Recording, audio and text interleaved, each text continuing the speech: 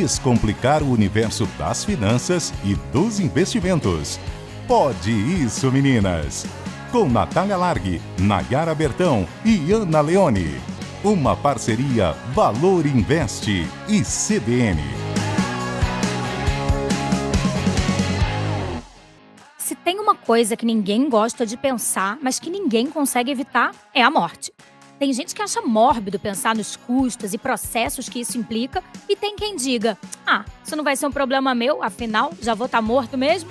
Mas a verdade, porém, é que esse assunto exige sim um planejamento. Tanto para você saber como vai fazer quando alguém próximo de você partir, como também para não deixar os seus entes queridos na mão quando for a sua vez. Eu sou a Natália Largue, estou aqui com a Ana Leone. Oi, pessoal. Com a Nayara Bertão. Oi, gente. E nós estamos recebendo a Ilka Vaz, que é diretora técnica de pessoas da seguradora Mafre, e vai falar com a gente sobre esse assunto. Olá, Ilka, bem-vinda. Obrigada por participar com a gente. Olá, tudo bem? Eu que agradeço poder estar aqui com vocês no dia de hoje. Muito bom. Então vamos começar o seguinte, as pessoas têm muito receio, a gente estava até falando aqui nos bastidores, né, meninas, que esse é mais um assunto muito tabu, além do dinheiro que a gente trata principalmente aqui no podcast, a morte é outro tabu, né, ninguém gosta de falar sobre isso, só que é importante, né, então a gente queria entender um pouquinho por que que é importante, se você tem percebido uma mudança, de repente, no comportamento das pessoas, no sentido de naturalizar um pouco mais isso e perceber a importância de falar disso, de se planejar para isso, enfim, queria entender um pouquinho melhor como que tá. Até por conta da Covid, né, se isso Sim, mudou é alguma verdade. coisa, ou de um lado ou do outro, né, se as pessoas estão falando mais ou evitando falar mais Evitando sobre mais isso, ainda, né. porque ficaram traumatizadas, né. E aí, Ilka, como é que é? Não, de fato, a gente identifica uma mudança no pós-Covid, mas acho que antes da gente falar um pouquinho dessa mudança de comportamento, vale a pena a gente falar um pouquinho sobre por que nós não falamos sobre morte, né?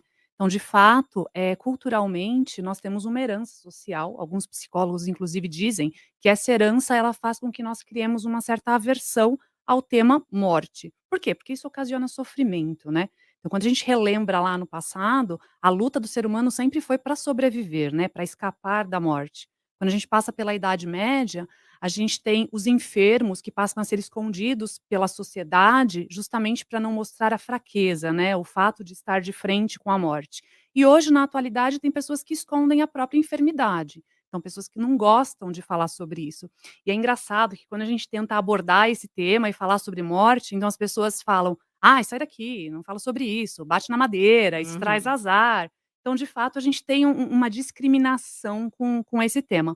Mas é importante falar sobre morte, a gente precisa falar cada vez mais sobre morte, principalmente quando a gente fala de planejamento familiar, quando a gente fala de planejamento financeiro, a gente precisa abordar esse tema. O que a gente identificou no mercado segurador é que no período pós-pandêmico, as pessoas começaram a abordar com mais naturalidade esse tema de morte. Ainda não é natural, mas as Uhum. pessoas hoje já começam a entender o porquê precisamos falar sobre isso. E naturalmente pelo fato delas terem, ficado face a face com a morte. Então muitos de nós, infelizmente, perdemos entes queridos ou somos amigos de pessoas que perderam entes queridos, isso fez com que a gente repensasse esse momento, né. Então, o que vai ser da minha família se eu não estiver aqui amanhã? O que vão ser dos meus filhos, que talvez será dos meus pais, mas normalmente quando a gente fala de tema de morte, a gente se preocupa muito na linha sucessória, né, então dos filhos, Uhum. dos que dependem de fato financeiramente de nós. Então sim, a sociedade hoje está mais aberta para falar de morte, mas ainda não o quanto deveria estar. É só um relato pessoal, assim, acho que durante a pandemia foi o momento que caiu minha ficha de que meus pais eram finitos. Eu, graças a Deus, não tive nenhuma perda, assim, né, muito próxima na família. Meus pais estão super bem, saudáveis, mas o medo, né, de perder alguém realmente, veio muito à tona e eu nunca tinha, eh, nunca precisei pensar sobre isso, né. Eu acho que a pandemia, de algum jeito, todo mundo pelo menos parou para pensar, né, sobre o tema. E eu tenho uma dificuldade de falar disso ainda com os meus pais, até porque meu pai é quem gerencia as contas da casa, e até hoje a gente ainda não conseguiu conversar direito sobre isso, assim, porque é muito delicado, né, ainda É, é é, um assunto difícil. eu achei interessante isso que você traz, essa questão do sofrimento, porque né, é uma coisa que você antecipa um sofrimento. Eu já Isso. perdi os meus pais. E é uma coisa muito eu perdi meu pai primeiro e minha mãe anos depois. E meu pai era jovem, ele acabou morrendo por enfisema pulmonar, cigarro, pessoas não fumem. E é uma coisa, assim, do despreparo total para aquele momento, o despreparo emocional, o despreparo das providências, que são providências que você precisa parar para pensar, que você fala: "Meu Deus do céu", né. Agora, né? Agora, nesse momento tão sofrido, e da minha mãe, apesar de também ser tão duro quanto foi, eu já estava um pouco mais preparada para isso, mas, acredito que a pandemia trouxe às pessoas essa noção da finitude. Porque a gente tem essa coisa do invencível, e aí a gente estava aqui falando, né, antes de começar a gravar, dessa questão das gerações, e é uma coisa que eu percebo, eu tenho 50 anos, e quanto mais tempo passa, mais eu percebo essa noção de finitude. E olha que eu me sinto jovem, eu me olho no espelho e me sinto jovem, me sinto disposta, mas como a gente o amadurecimento te traz essa questão da finitude, mais próxima. E eu acho que os filhos também são um gatilho, que nos Importante. trazem essa coisa de, olha, de tantos medos que você enfrenta na vida, inseguranças, o medo de faltar, né. Até um amigo meu, ele fala assim: "Você perde o direito de morrer", porque, assim, Uhum. você tem tanta preocupação com seus filhos, eles dependem tanto de você, e quanto menores são, mais, essa preocupação fica latente, esse assunto fica mais difícil de ser tratado. E é Ex curioso isso que a Nayara falou, porque, por exemplo, ela ganhou essa percepção de finitude e ainda assim ela evita falar com o pai dela Uhum. sobre, enfim, a gestão das contas, como vai ficar eventualmente se algo acontecer, ou inevitavelmente quando algo acontecer, né. Ainda que a gente tenha ganhado um pouco essa percepção da importância de falar, ainda é uma coisa que a gente evita, né, Nay. Você, Uhum. por exemplo, você teve essa percepção, mas não entrou a fundo no assunto no É, sentido de: "Olha pai, se algo acontecer ou quando algo acontecer, como é que a gente vai é. fazer, né?" A gente ainda tem esse bloqueio, né. E eu acho que uma outra coisa engraçada que as pessoas têm é engraçada, assim, curiosa, né, que as pessoas também bloqueiam é falar sobre seguro de vida, né. "Não, eu vou Ah. avisar que eu tenho seguro Gente, o de meu vida, pai vão tem querer". pavor, o meu pai tem verdadeiro toda vez que a minha mãe o meu pai é mais velho que a minha mãe, 9 anos mais velho que a minha mãe, toda vez que a minha mãe fala isso, até porque o meu pai não é trabalhador formal, né, é profissional liberal e tudo, ele fala: "Virgínia, você tá me gorando?", né, uma expressão de e a minha mãe fica assim: "Pelo amor de Deus, tem nada a ver com isso". Mas é super engraçado que ele tem pavor de falar de fazer seguro de vida É. pra ele, olha que loucura. E é o tipo de coisa que a gente compra, a gente precisa comprar conscientemente, mas ninguém quer usar. É, Cá entre Uhum. nós, né. Exatamente. É É. uma coisa que você compra e você jamais quer utilizar. Até pegando esse tema, né, do seguro de vida, que a gente percebe no Brasil, e aí eu queria, a tua opinião sobre isso, a gente tem o seguro de bens mais consolidado, principalmente de automóvel, porque é inconcebível de você pensar alguém Uhum, que não tem, um seguro no automóvel, mas no fim a gente acaba segurando o nosso bem mais barato e o mais precioso, que é a uhum. vida, acaba ficando em segundo plano. Que você acha que são os principais fatores que levam as pessoas a ter tanta resistência ao seguro de vida, além do tabu sobre a morte especificamente? É desconhecimento, é medo social, é a antecipação desse sofrimento?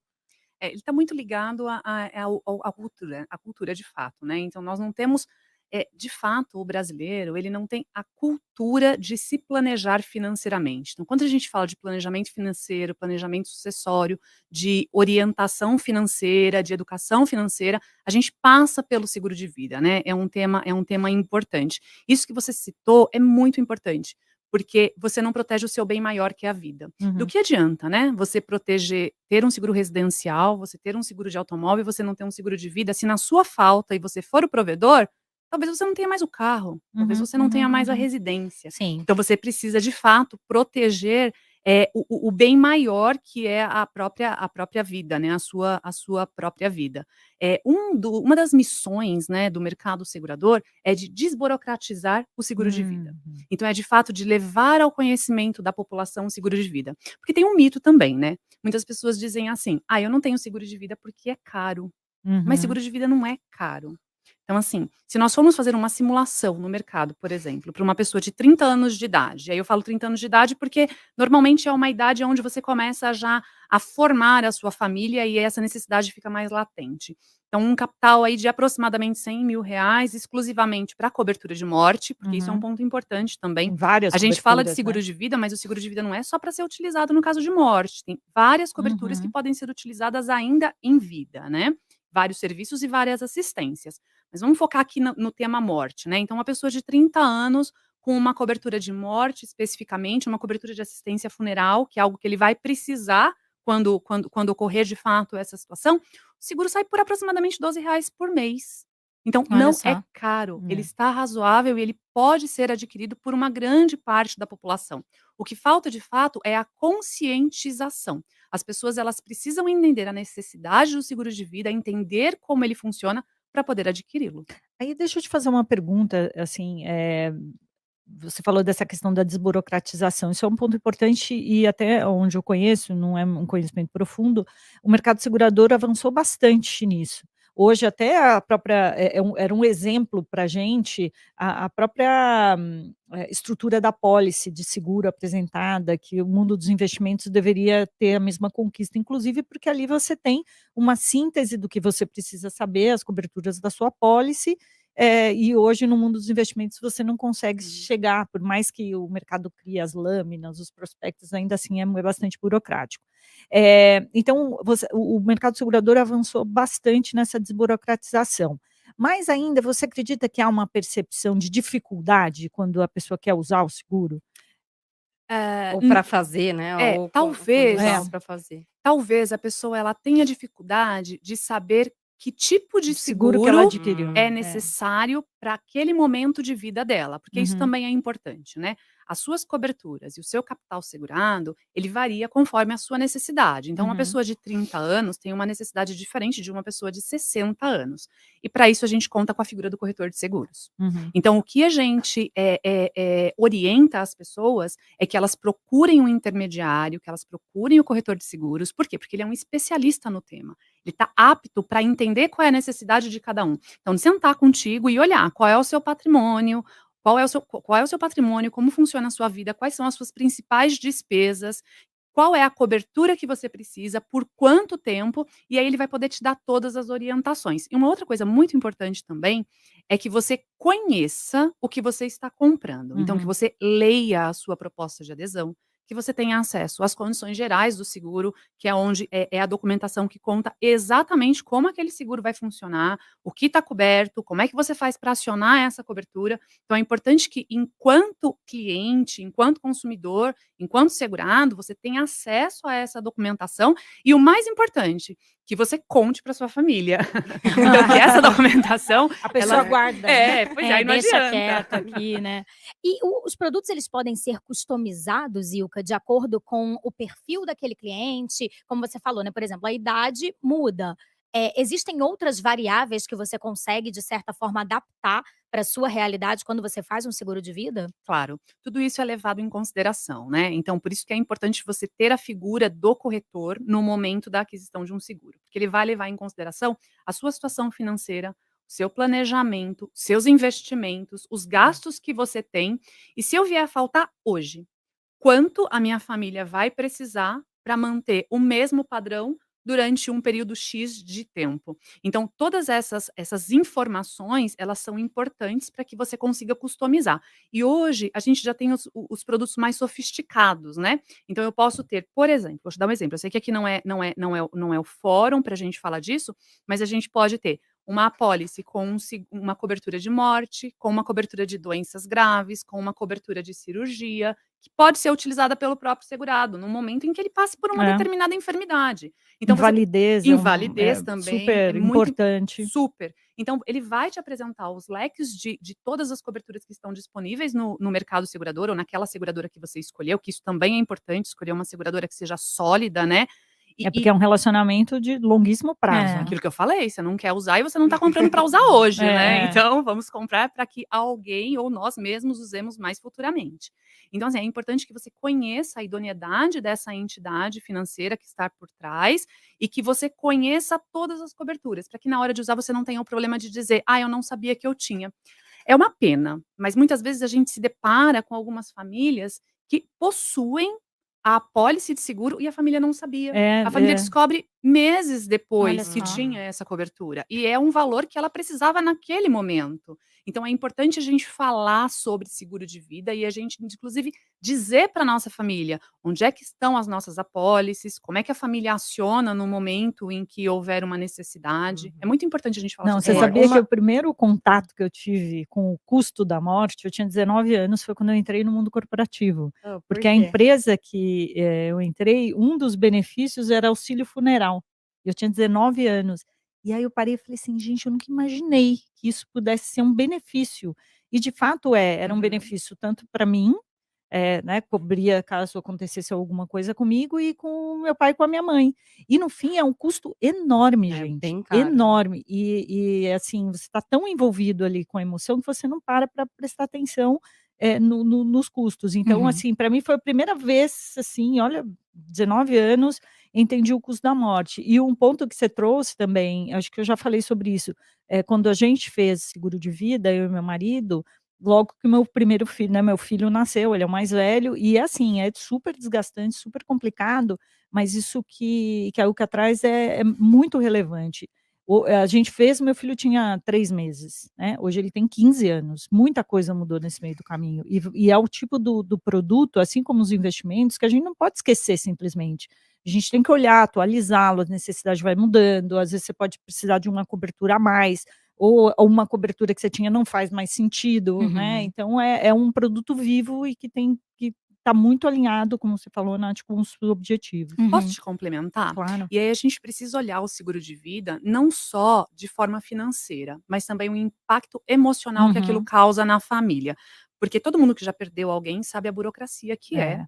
para você poder enterrar uma pessoa aqui no Uhum. Brasil, né? Então você tem que ter cuidados com o corpo, para onde esse corpo vai, quem vai receber, por quanto tempo, o que, que a gente faz com essa pessoa, né? E muitas vezes a família não está preparada emocionalmente e psicologicamente para esse momento. Então, para isso existem as assistências, né, os serviços, aonde você liga para um 0800 e você tem uma empresa que cuida de tudo isso para você.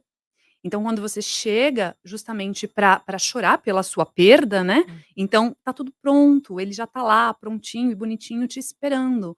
Então, bonitinho não é nem a palavra correta, É. né, mas ele já está Mas lá, já tá enfim, organizado. organizado, todo o Uhum. processo já está organizado, esperando com que a família chegue até o local. Então você não tem o desgaste também emocional e psicológico de correr atrás de toda a papelada e toda a burocracia que é exigida hoje. Geralmente essas assistências estão cobertas no seguro de vida ou depende do seguro? Acho que até seria legal se você puder É, contar um pouco, né, É. os tipos de E eu ia seguros. até perguntar, complementando, quais são os custos que uma pessoa tem, a partir do momento que um parente, enfim, um ente querido morre, né, porque era o que você estava falando antes, ali, logo de cara, a Ana também falou, né, você já tem ali gastos, muitos gastos, né, coisas às vezes que você nem estava contando, e aí eu queria que você entrasse, se você conseguir entrar nesse detalhe também, de quais são esses gastos iniciais e o que entra nessas coberturas? Quando a pessoa não tem o seguro, é isso? Justamente. Até para ela entender, ó, É, se é você não isso. tiver Olha no seguro, que você tem que ficar amigão, ó, Acho ligado. que R$ 15 é caro, né. não, vem cá, Olha vamos ali. conversar. Então, normalmente, tá? Eu vou falar uma média. Normalmente, para se enterrar uma pessoa hoje, aqui no Brasil, independente da região, uma média, isso é em torno de R$ 5.000. Uhum. E aí, a gente não está falando de jazigo, tá? A gente está falando só da preparação do corpo, do velório e do enterro num cemitério de fato público. Uhum. Mas, como eu disse, mais importante do que essas custas é a burocracia que você evita. Uhum. Quando você adquirir uma apólice de seguro de vida, é importante que você olhe exatamente o que você está comprando. Por quê? Porque a cobertura de morte não é a mesma coisa que uma assistência ou que um auxílio funeral. Uhum. São assistências e são Isso é coberturas importante a gente frisar, diferentes. né. Então, o que é importante? Se você quer só a cobertura de morte, você pode adquirir. A maioria das empresas hoje das seguradoras já oferecem a assistência funeral ou auxílio funeral, mas isso não é obrigatório, é opcional. Até porque, pensa, você já pode ter hoje uma apólice numa companhia X que tem assistência Que funeral. ofereça dentro daquele pacote, Isso, né, e você pode comprar numa cobertura Y. E se você já tem a assistência aqui, você não precisa comprar nessa sua segunda apólice, aonde você Uhum. está só aumentando o valor do É, seguro ou igual comprando no uma meu cobertura caso era um diferente. benefício corporativo, na minha pólice talvez Na não individual, talvez você não precisasse. Isso. Então, por isso, elas não estão atreladas. Então, isso é muito importante. O fato de você ter uma pólice de seguro não significa que você já tenha uma assistência ou um auxílio funeral. É importante que no momento da venda, da compra, que você deixe claro quais são as necessidades que você tem, exatamente o que é que você quer adquirir para que o corretor te auxilie. Não, É, isso é bem importante mesmo, você né, falou algo dessa que questão do jazigo, eu me lembro, assim, o cemitério é, que a minha mãe foi sepultada, era 70 a 100 mil reais um é. jazigo, Você sabe que tem fundo imobiliário de cemitério, né. né. E na pandemia estourou, assim, foi Que coisa, né. é tenso, mas assim, é um fato, né, é um negócio, é um mercado muito, muito grande. E até recentemente, né, um conhecido do meu namorado faleceu, a gente foi visitá-lo lá na esqueci o nome do local lá que tem a cerimônia. Ai, me No fugiu. velório? No É, no velório? velório. Que ela acabou de Aquele falar? Não, local, não, é aquele. super profissional, você chega lá, já tem, É. tipo, 3 opções de flores, né, daquelas coroas assim, tudo muito caro, então você quase se sente na obrigação ali de ter que comprar uma, porque todo mundo comprou. Então realmente é um negócio, assim, que se você né, até porque é como pet, né, a gente dá tudo, né, pela pessoa. Então a gente quer realmente uma passagem ali a melhor possível, né, mais confortável possível. E acho que cada um com a sua religião tem os seus rituais, né. Mas é interessante o quanto esse mercado ele também te prende ali num gasto enorme, É. né. Mas aí a penetração ainda é baixa, né. Como é que Do você vê, seguro de assim, o vida. mercado do seguro É, de hoje vida? quando a gente fala de seguro de vida, menos de 20%, em torno de 17% da população brasileira está protegida através de um seguro Só de vida. 17. Isso é muito diferente de outros países, né. Então quando a gente fala, assim, por exemplo, do Japão, a gente tem 90% de penetração. Quando a gente fala Caramba. dos Estados É. Unidos, a mesma ordem, né. Mundialmente, 37% da população tem seguro de vida. Quando a gente fala do Brasil, a gente fala de 17% da população. Então, assim, é um mercado de fato que ainda precisa ser explorado no sentido de conscientização também. Tem um tema que eu queria trazer que é super importante, porque às vezes a gente fala muito de o quanto eu vou precisar para enterrar, será que eu vou ter ou não o dinheiro suficiente, como é que a gente vai fazer no momento em que isso acontecer. Mas isso não é somente para pessoas que muitas vezes não tenham o valor disponível para aquele momento. Então, muitas vezes a gente ouve dizer assim: ah, eu tenho um patrimônio, eu tenho investimento, eu tenho dinheiro, eu não preciso de um seguro de vida. Precisa. Precisa. Por quê? Porque quando você vem a óbito, o seu patrimônio, ele é bloqueado. Uhum. E você precisa de um inventário para desbloquear. Então pensa, você é responsável financeiramente por aquela família, você vem a óbito e você tem 3, 4 ou 5 pessoas que dependam. Eles não vão ter acesso ao patrimônio, eles não vão ter acesso ao investimento. E o seguro de vida, ele entra nesse momento justamente para ajudar a família a sobreviver àquele momento até que o inventário esteja É a finalizado. liquidez que as famílias precisam, né. Precisam. Então o seguro de vida, ele é necessário para toda a população, independente da sua economia, Das né, condições independente das financeiras. condições É. financeiras que você tenha, ele é necessário. Não, até, na pólice minha tem lá um percentual que é baseado ele é medido, né, ou calculado a partir do patrimônio que a Uhum. gente tem, então aquele é o valor, olha, se você tem tanto, você vai precisar de "X" tanto para poder de inventário, que é diferente da liquidez, né, a Uhum. família tem uma liquidez, mas é um dinheiro para você poder inventariar, não à toa você olha aí um monte de bens parados, famílias, a gente falou isso no episódio de Sim. sucessão, famílias que têm muitos bens, mas que os herdeiros não têm É. condição de acessar aquele patrimônio, porque não consegue pagar o Inclusive imóveis, inventariante. né, E imóveis demora, né, que a Demora. burocracia fica, rolando ali durante É. muito tempo até você conseguir, né, efetivamente ter acesso ou fazer a divisão dos bens, né, ou enfim, dar andamento àquele patrimônio que ficou, o tempo é grande, né. Agora uma pergunta, a gente está vivendo, principalmente no Brasil, a gente fala bastante disso aqui, essa questão da longevidade. Eh, Ainda bem, Que bom. estamos nos tornando mais longevos a cada ano. Como é que o mercado segurador enxerga essa longevidade? É uma baita oportunidade, penso eu, mas por outro lado tem alguns desafios, né? Aproveitando e emendar uma pergunta que eu sempre tive, enfim, curiosidade. Tem algum limite de idade que você até tal idade você pode fazer seguro de vida e depois dessa idade não? Ou não existe isso? Normalmente, o mercado trabalha com um limitador de idade sim, tá. Então a gente tem alguns tipos de produto disponível no mercado. Quando a gente fala de um produto de vida a risco puro, normalmente ele vai até 70, 75 anos, dependendo da seguradora. A gente tem É os bastante, né? Poxa, é bastante, quase a idade. mas aí é claro que o capital varia conforme a idade, tá. Sei. Então o capital Uhum. que você oferece para uma pessoa mais velha é diferente do capital que você oferece para uma É pessoa uma lógica um mais pouco com um plano nova. de saúde, né, também ali, quanto Inversa, né? mais não, quanto mais velho você, eh, A su chega no plano de saúde, É mais isso. caro é o plano, né, imagino a sua que probabilidade de É, morte é é maior. maior maior, quanto é. mais velha Uhum. você está, né. Me perdi O na sua mercado, como é que É, o pergunta. você, mercado. Com a essa questão da longevidade? longevidade. Então, isso é importante, né, porque a longevidade, ela acaba trazendo um outro produto bastante interessante, que é a previdência privada. Sim. Então, já existem alguns seguros hoje aonde você consegue ter reserva, né, então ele não é só o seguro de vida a risco, Uhum. ele é um seguro aonde você tem ele por um prazo determinado, ou um seguro de whole life, que é um seguro vida inteira, e existem algumas modalidades aonde você tem uma reserva.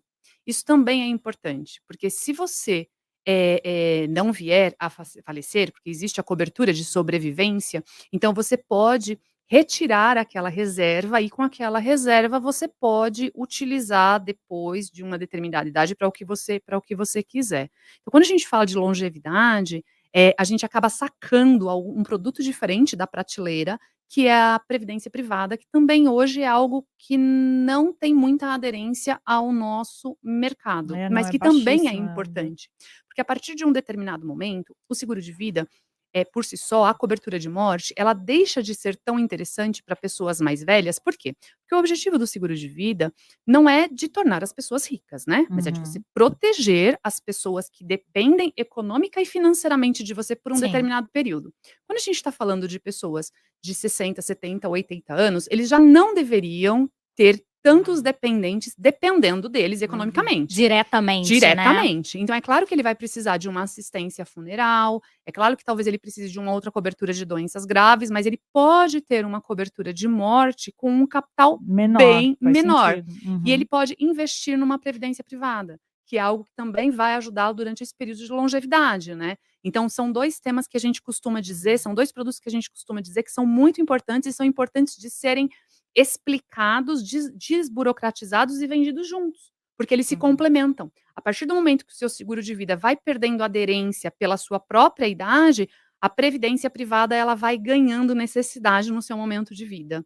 Então isso é o Uhum. que a gente também está tentando trabalhar com esse tema de Isso longevidade. é muito legal.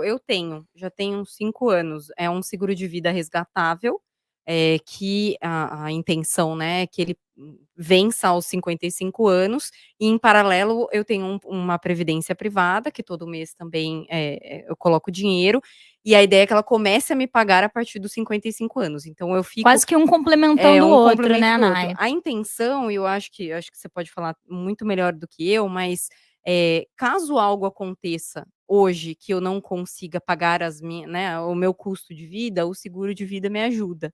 Eu acho que a gente pensa no seguro de vida sempre relacionado à morte, mas o problema é quando tem algum problema e a gente não morre, É. porque aí é que mora o gasto, né. E é importante isso, porque esse seguro também, ele pode, ser utilizado como prolongamento do seu benefício, né, uma proteção continuada. Então, muitas vezes, se você não tem condições de pagar por um determinado período o seu seguro de vida, então aquela reserva que você tem, ela pode ser utilizada para ir quitando as suas Ela parcelas. retroalimenta, né. Por isso que é muito importante, antes de adquirir um seguro de vida, falar com um especialista, com um corretor de seguros, porque ele vai poder identificar para cada pessoa qual é o produto, qual é a cobertura, qual é o capital necessário. Não, Porque cada um é um, né? Cada um É. tem uma necessidade. Enquanto vocês estavam falando, eu puxei aqui o dado mais recente da Anbima, o raio-x saiu agora em 2023, e aí você trouxe a questão, né, da previdência. E aí a pergunta é aqui, ó, de onde virá a maior parte do dinheiro que te sustentará na aposentadoria? Aí tem aqui, né, a previdência. Então a população em geral, só 4% acha que virá da previdência privada, mas para mim o que sempre me espanta olhar esse raio-x do investidor é quando olha a classe AB. A classe AB, só 9%. Aí você pode dizer: "Ah, mas é um pessoal, né, que tem aí, Que não que precisa, não né, não, que ou que pode tem ter outras exato, que pode ter reservas outro de aplicação financeira", e aí eu olho aqui, né, as economias da reserva que possui 2% a classe A. Aí a previdência pública, INSS, 35% da classe A e B acha que, o dinheiro que virá na aposentadoria, será do INSS. Então, mostra aí a baixa, de fato, cultura que a gente tem de previdência no país, né. É E isso. não só do produto de previdência, mas, né, os Do investimentos de longo ato, né? prazo, né. Do É isso, planejamento. de fato é cultura, é orientação. Nós precisamos investir muito em educação financeira, para falar de seguro de vida, para falar de investimento, para falar de previdência. Então as pessoas precisam falar mais sobre isso, precisam entender mais a necessidade. Muito bem. Muito É. bom. Acho que a gente tirou bastante dúvidas aqui sobre seguro. Várias coisas aqui, inclusive, eu não sabia. A gente não sabia que era customizável, por exemplo. E acho que já é o momento aí de começar a pensar nisso, né? Oh, É. eu já pensei, né? A Eu já Nayara já pensei já tá também, planejadíssima. A já Ana, eu há 16 eu há 16 nasci anos, né? planejada. É isso aí. Muito bom, acho que encerramos aqui então mais um episódio do Pode Isso Meninas, tirando todas as dúvidas sobre seguro de vida. E o que eu queria te agradecer muito a participação aqui com a gente, ter tirado essas dúvidas, ter batido esse papo, acho que foi muito esclarecedor.